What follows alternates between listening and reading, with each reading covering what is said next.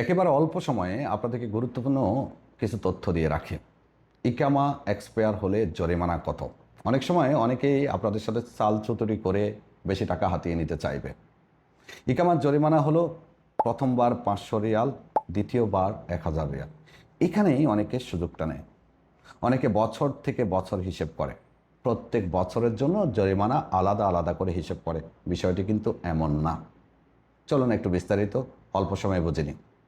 ইকামা জরিমানার জন্য জাওজাতের যে নিয়ম সেটি হলো যে প্রথমবার যদি আপনার এক্সপায়ার হয় 500 রিয়াল, দ্বিতীয়বার যদি এক্সপায়ার হয় 1000 রিয়াল।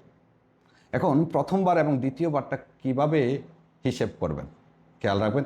এখানেই কিন্তু আপনাকে মার পেছে ফেলে দিবে কিছু চালাক মানুষ অতিরিক্ত টাকা হাতিয়ে নেওয়ার জন্য।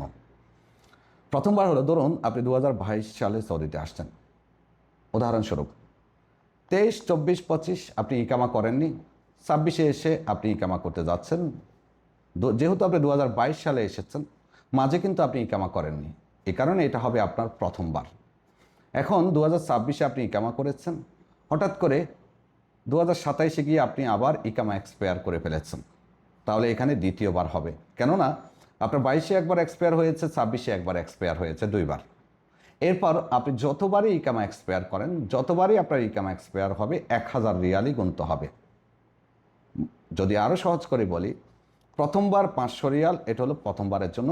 যেহেতু 2022 সালে আপনি এসে ইকামা করেননি, 2026 সালে আপনি আবারও ইকামা করেছেন, 2027-এ গিয়ে আপনি আবারও ইকামা এক্সপায়ার করে ফেলেছেন, এই ক্ষেত্রে দ্বিতীয়বার হচ্ছে 2027টা।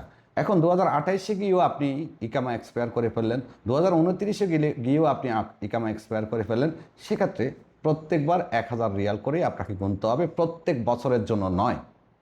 খেয়াল রাখবেন, তথ্যটা খুবই গুরুত্বপূর্ণ। শেয়ার করবেন, অন্যরাও উপকৃত হবে। আল্লাহ হাফেজ।